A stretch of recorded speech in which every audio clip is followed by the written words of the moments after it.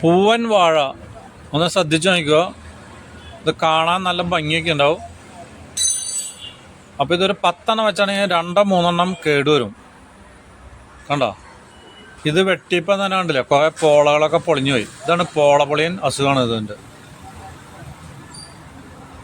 ഇതൊക്കെ വെട്ടിക്കളഞ്ഞിട്ട് ഇനി പുതിയൊരു വാഴ വെച്ചോളണം. അപ്പോൾ നമ്മളുടെ തെങ്ങിൻ്റെ കടയ്ക്ക് ഇട്ടു, ഒന്ന് ചത്ത മറ്റേന് വളർന്നു പറഞ്ഞാൽ കണ്ടോ, ഈ വാഴ കേടൊന്ന് ചത്തു, അപ്പോൾ തെങ്ങിന് വളമായി.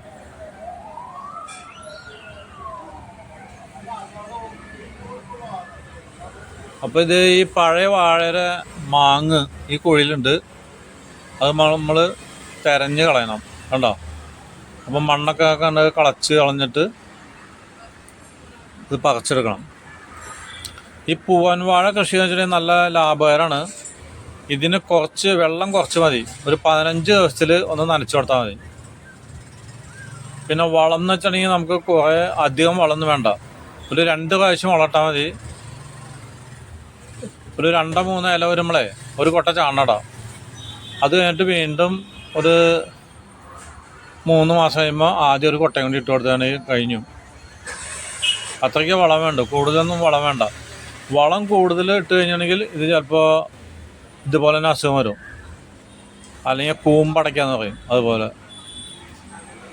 ഇപ്പോൾ പൂവൻ വാഴ പഴം എന്ന് വെച്ചാൽ, പൂവൻ പഴം എന്ന് വെച്ചിട്ടുണ്ടെങ്കിൽ വളരെ സ്വാദിഷ്ടമായ പഴമാണ്. അപ്പം മനുഷ്യർക്ക് തന്നെ ചിലർ കുറ്റപ്പേരല്ല, നല്ല കാണാനൊക്കെ നല്ല ഉരുണ്ട് കൊഴുത്തിരിക്കുന്ന ചെക്കന്മാരെയും പെൺകുട്ടികളെ കാണുമ്പോൾ പൂവൻ പഴം പോലെ ഉള്ള പെണ്ണ്, അല്ലെങ്കിൽ പൂവൻ പഴം പോലുള്ള ചെറുക്കെന്നൊക്കെ പണ്ട് പറയും. പണ്ടൊക്കെ മിക്ക ആൾക്കാരുകളെ വളരെ വണ്ണം കുറഞ്ഞ ആൾക്കാരായിരുന്നു. ഇപ്പൊക്കെ തിന്ന് ശരീരം മുഴുവനെ ഭയങ്കര തടിയായി ആൾക്കാർക്കൊക്കെ. ഇതാണ് മുള. അപ്പോൾ ഇത് മുള ഇങ്ങോട്ട് നിൽക്കണത് കുറച്ച് വെട്ടിക്കളഞ്ഞു, കണ്ടല്ലേ. ഇപ്പോൾ ഒരു 5-6 മുള വെച്ച് കൊടുത്തിട്ടുണ്ട്.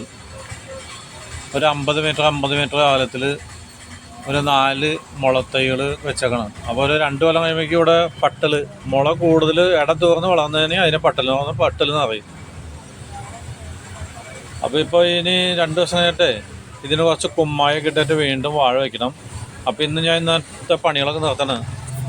ഒരു 1.5-2 മണിക്കൂറാണ് പണിയുള്ളൂ. അത് കഴിഞ്ഞാൽ വീട്ടിൽ പോയി വേറെ പണികളുണ്ടായിരിക്കും. ഇതാണ് ഞൊടിയം കണ്ടോ. അപ്പോൾ ഇവിടുന്ന് വെള്ളമൊക്കെ ദാഹിക്കുമ്പോൾ ഈ പറമ്പിൽ തന്നെയുള്ള ഈ ഓരോ പല കായകളൊക്കെ അത് പൊടിച്ച് തിന്നാം.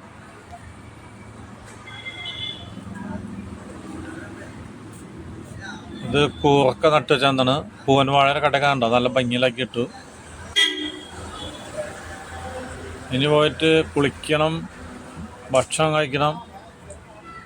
വേണ്ട, ഭക്ഷണങ്ങളൊക്കെ റെഡിയാണ് മേശപ്പുറത്ത്. കണ്ടോ, ഇന്നൊക്കെ എന്താണ് ഭക്ഷണം, ഒരു സദ്യ എന്ന് പറയാം, ഓണസദ്യ.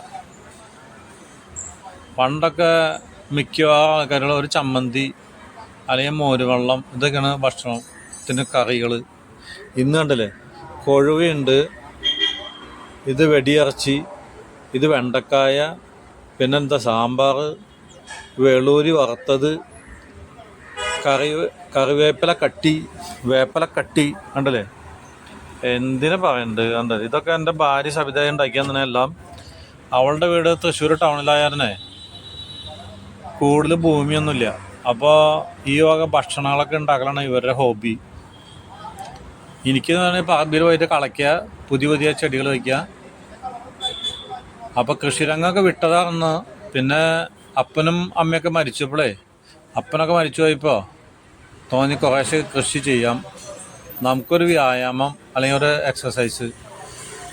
ജിമ്മിന് ഇതിനൊക്കെ പോകണമെങ്കിൽ ഭയങ്കര പൈസയല്ലേ. അപ്പോൾ ഇതായി